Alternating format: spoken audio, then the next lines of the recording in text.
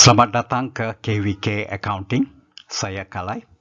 Dalam video pengajaran ini, saya akan menerangkan cara-cara untuk mengirakan kos unit siap dan kos kerja dalam proses akhir bagi proses 1 dan proses 2 dengan andaian bahawa proses 2 adalah proses terakhir.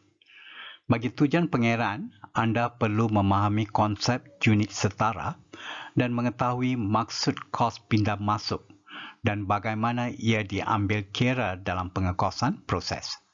Saya juga akan tunjukkan format lembaran kos proses, penyata unit fizikal dan setara pengeluaran serta penyata penilaian kos pengeluaran.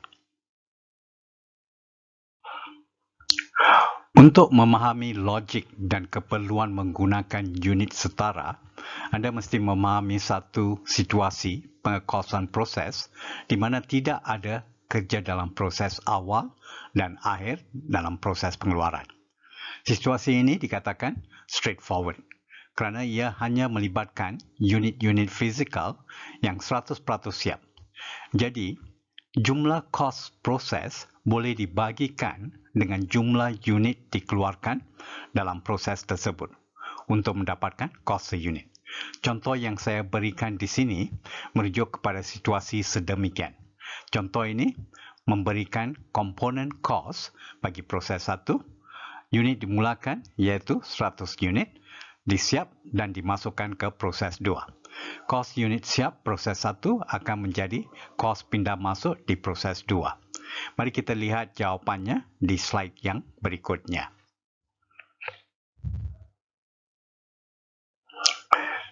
Bagi proses 1, jumlah kos adalah 17,000. Dibagikan dengan unit siap iaitu 100 unit. Maka kos seunit siap adalah RM170 seunit. Kos proses 1 bagi 100 unit siap ini akan menjadi kos pindah masuk di proses 2. Bagi proses 2 pula, jumlah kos adalah RM28,000. Dibagikan dengan 100 unit siap, anda akan dapat RM28 seunit. Ini adalah kos barang siap seunit. Memang senang kerana tiada kerja dalam proses awal dan akhir. Tetapi dalam keadaan sebenar, kerja dalam proses awal dan akhir selalu wujud. Bolehkah kita puratakan kos dengan mengabaikan unit kerja dalam proses ataupun puratakan dengan jumlah unit termasuk unit kerja dalam proses? Fahamkan penjelasan dalam slide yang berikutnya.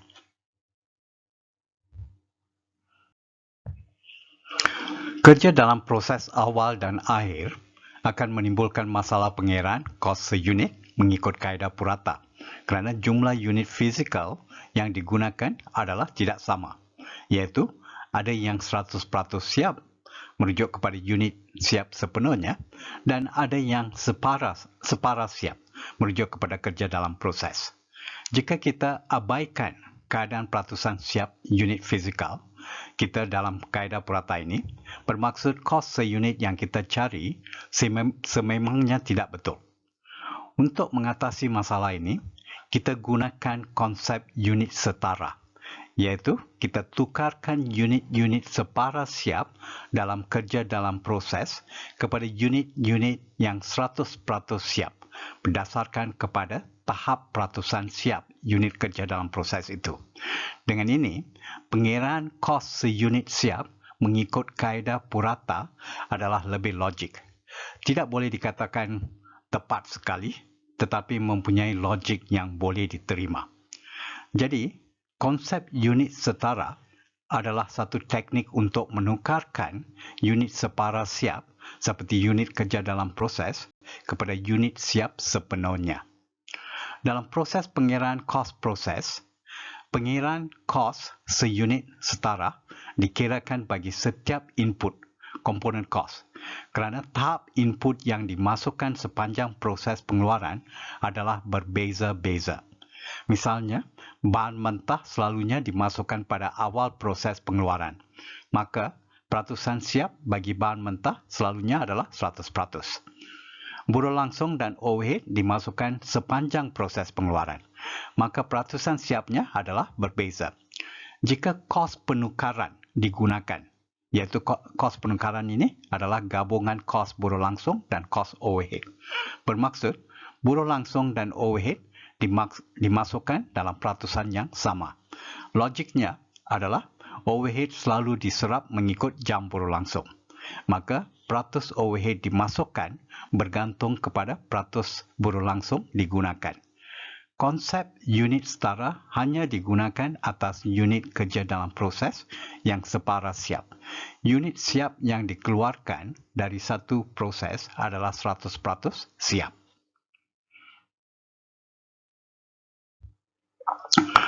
Slide ini menunjukkan cara untuk mengirakan unit setara.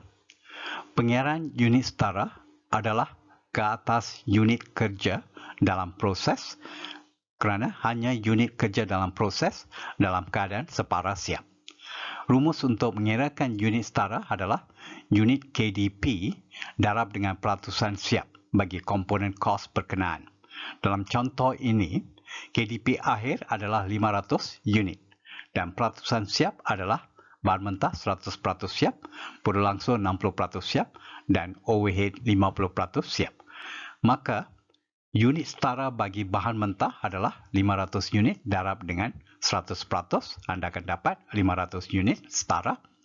Buruh langsung 500 unit darab dengan 60%, anda akan dapat 300 unit setara. Dan overhead 500 unit darab dengan 50%, anda dapat 250 unit setara. Mudah pengiraannya.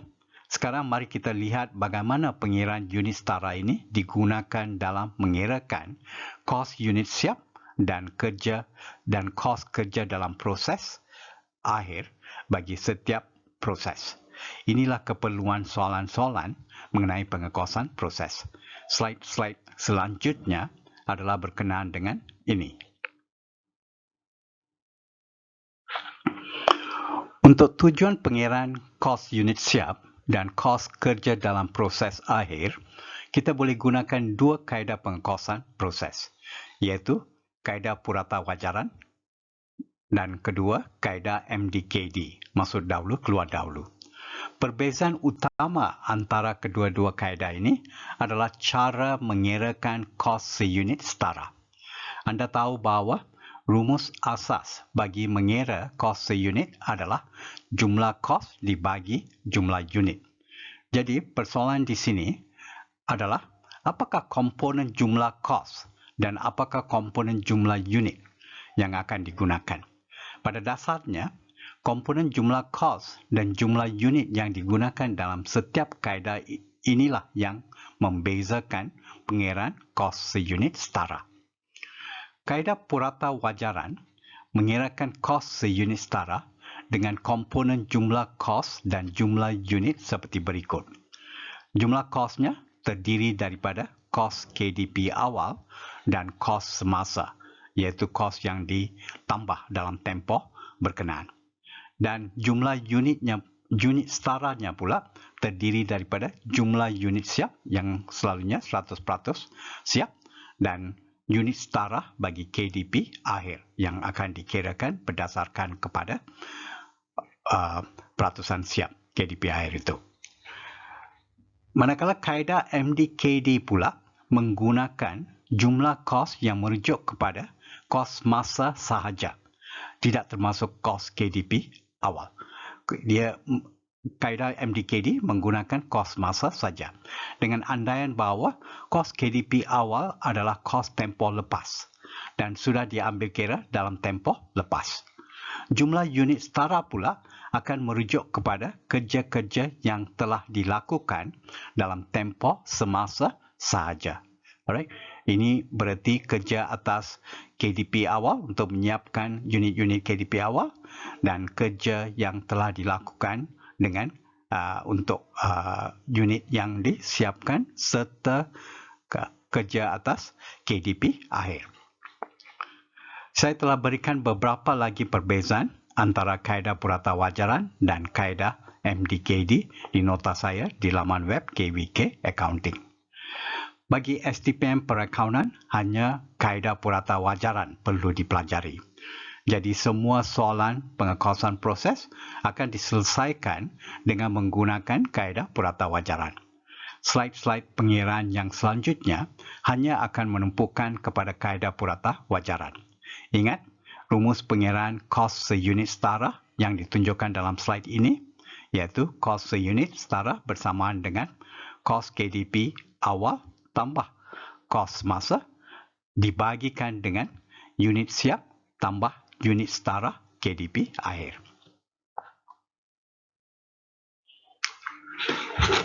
Bagaimana kita kirakan kos seunit setara mengikut kaedah purata wajaran? Saya berikan dua pendekatan di sini dan saya memanggil pendekatan ini sebagai pendekatan pengiraan dan pendekatan penyata. Tujuan kedua-dua pendekatan adalah sama, iaitu mengirakan kos unit siap dan kos kerja dalam proses akhir bagi sesuatu proses. Hanya cara persembahannya adalah berbeza. Kebanyakan soalan hanya memerlukan anda mencari kos unit siap dan kos kerja dalam proses akhir. Maka pendekatan pengiraan memadai dan penyelesaian pun adalah lebih cepat. Pendekatan pengiraan menunjukkan rumus pengiraan jumlah unit setara dan jumlah kos yang digunakan untuk memperoleh kos seunit setara, kos unit siap dan kos kerja dalam proses akhir. Memahami rumus ini adalah penting kerana ini adalah asas yang digunakan dalam pendekatan kedua, iaitu pendekatan penyata. Jika anda menulis kod program komputer untuk sistem pengekosan proses, anda juga akan menggunakan rumus ini. Jika ada kesilapan dalam pengiraan kos proses, anda akan semak dengan merujuk kembali kepada rumus ini. Jika anda ingin memahami kaedah MDKD, kefahaman rumus ini penting kerana perbezaan asas antara kaedah purata wajaran dan MDKD adalah cara pengiraan kos seunit setara.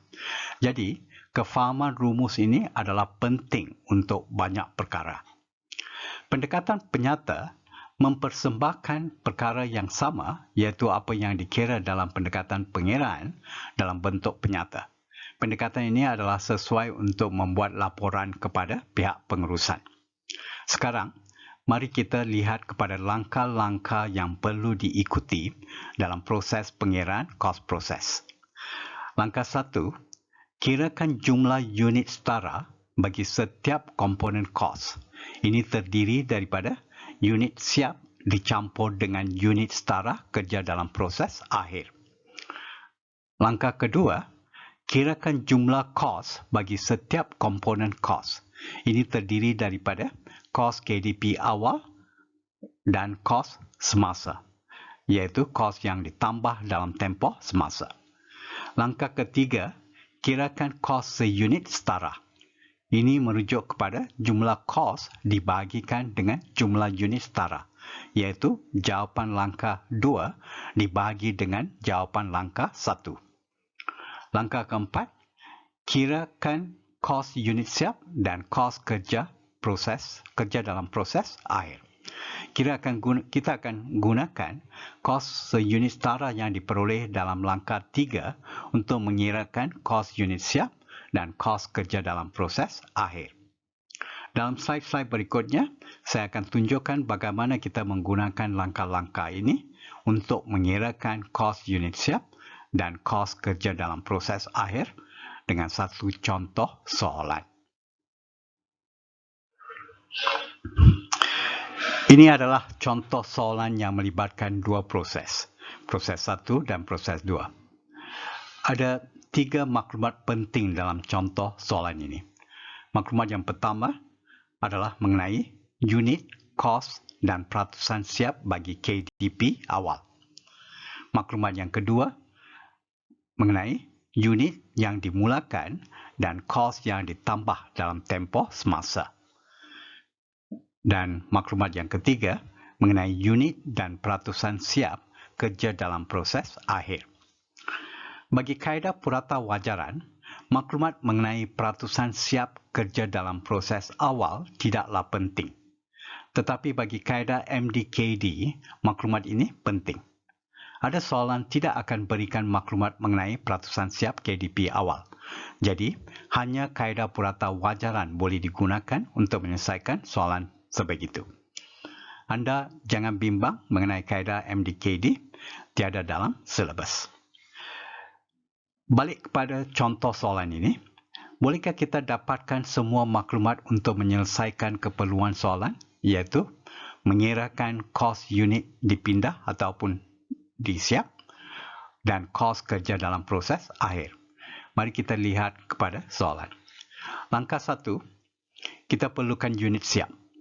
Unit siap adalah 100% siap. Jadi kita tidak perlu bimbang mengenai peratusan siap. Unit siap perlu dikirakan di sini. Unit KDP awal tambah unit dimulakan dalam tempoh semasa tolak unit KDP akhir.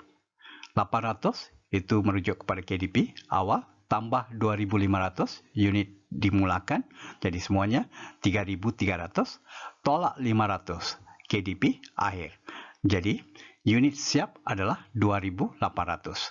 Kita juga perlukan unit KDP akhir dengan peratusan siap bagi setiap komponen kos untuk kita carikan unit setara.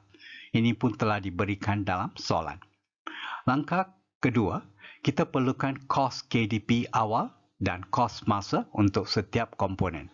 Ini telah diberikan secara direct di sini. Tiada masalah. Langkah 3 dan 4 akan menggunakan maklumat yang kita peroleh dari langkah 1 dan 2.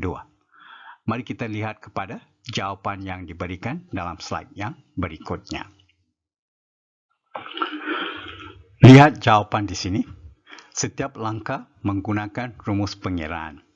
Langkah 1 mengirakan jumlah unit setara bagi setiap komponen kos, iaitu unit siap tambah dengan unit setara KDP akhir. Langkah 2 mengirakan jumlah kos bagi setiap komponen kos, iaitu kos KDP awal tambah dengan kos masa, iaitu kos yang ditambah untuk dalam tempoh semasa. Langkah ketiga, mengirakan kos seunit setara untuk setiap komponen dan menjumlahkan kos seunit setara setiap komponen untuk mendapatkan kos seunit setara keseluruhan. Jumlah kos dibagi dengan jumlah unit setara. Langkah keempat, menjawab keperluan soalan, iaitu mengirakan kos unit dipindah. Ini adalah proses 1 di mana unit siap dipindah ke proses 2 dan kos KDP akhir. Akhir sekali, anda boleh semak untuk memastikan pengiraan anda betul atau tidak. Dalam semua kes, kos input mestilah sama dengan kos output. Jadi, selalu semak jawapan anda.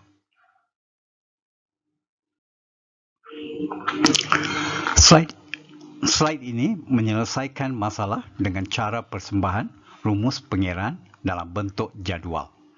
Ini adalah cara yang selalu digunakan apabila soalan hanya memerlukan anda menentukan kos unit siap dan kos KDP akhir. Kebanyakan soalan tidak memerlukan penyata untuk tujuan laporan. Jadi anda akan gunakan format penjadualan ini untuk menyelesaikan masalah. Lihat jawapan mengikut cara persembahan ini. Ia masih mengikut semua langkah yang diberikan sebelum ini. Langkah 1, mengirakan jumlah unit setara. Langkah 2, mengirakan jumlah kos. Langkah 3, mengirakan kos seunit setara. Dan langkah 4, mengirakan kos unit siap dan kos KDP akhir.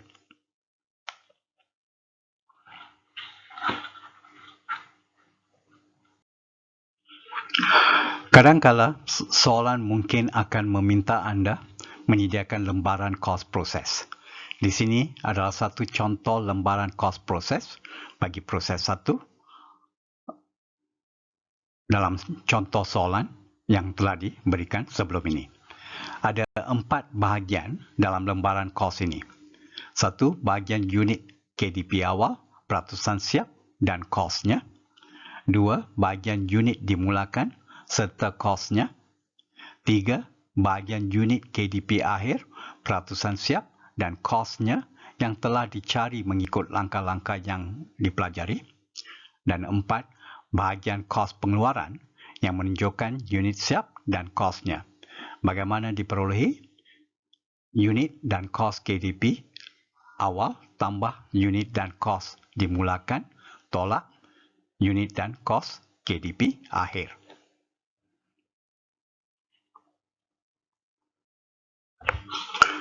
Slide ini menunjukkan jawapan untuk proses 2 dalam contoh soalan yang diberikan. Lihat lajur tambahan dalam jawapan yang diberikan. Lajur ini adalah untuk kos pindah masuk dari proses 1. Peratusan siap kos pindah masuk selalunya adalah 100% kerana ia dimasukkan pada awal proses. Bahan mentah pun selalunya sama tetapi tidak semestinya. Kadangkala soalan tidak akan menyatakan peratusan siap untuk bahan mentah, tetapi ada pernyataan bahawa bahan mentah dimasukkan pada awal proses. Pernyataan ini bermaksud bahawa peratusan siap untuk bahan mentah adalah 100%. Jawapan bagi proses 2 pun akan mengikut langkah-langkah yang telah dibincangkan sebelum ini. Lihat jawapan ini secara teliti dan fahamkan cara penyelesaiannya.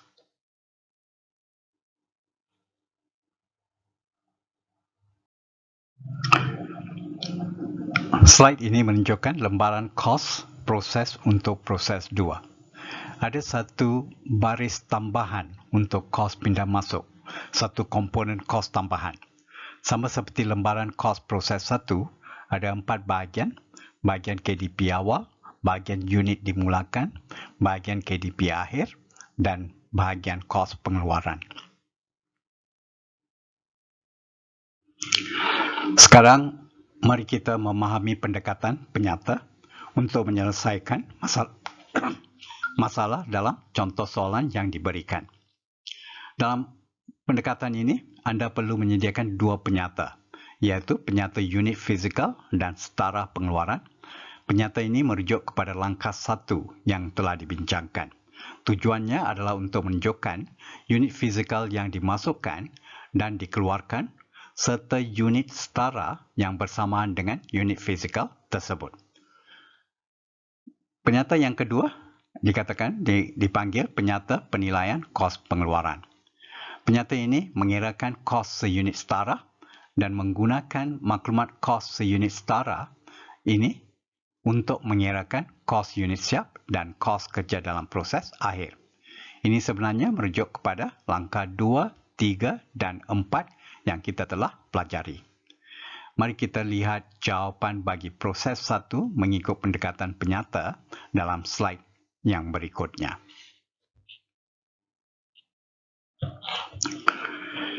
Ini adalah penyata unit fizikal dan setara pengeluaran.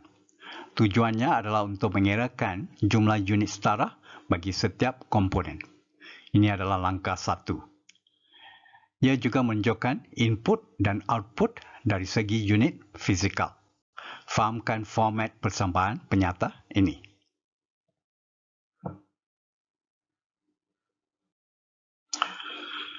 Ini adalah penyata penilaian kos pengeluaran. Ia merujuk kepada langkah 2, mencari jumlah kos. Langkah 3, mengira kos seunit setara. Dan langkah 4, mengirakan kos unit siap dan kos KDP akhir. Ia juga menunjukkan input dan output dari segi kos. Penyata unit fizikal dan setara pengeluaran menunjukkan input dan output dari segi unit fizikal. Manakala penyata penilaian kos pengeluaran menunjukkan input dan output dari segi kos. Fahamkan format persambahan penyata ini. Bagi proses 2, anda boleh sediakan sendiri kedua-dua penyata mengikut format yang diberikan. Jangan lupa kos pindah masuk. Proses 2 mempunyai satu lajur tambahan untuk kos pindah masuk. Lihat nota saya bagi contoh-contoh lain.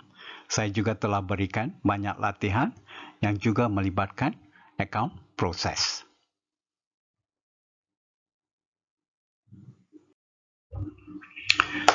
Akhir sekali, Mari kita fahami kelebihan dan limitasi kaedah pengkosan proses.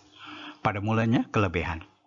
Kelebihan kaedah pengkosan proses ialah 1.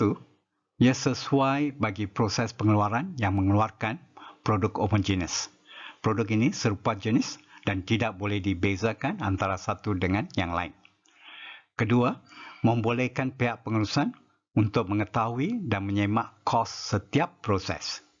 Ketiga, kaedah purata digunakan kerana keseragaman proses pengeluaran serta produk yang sama jenis.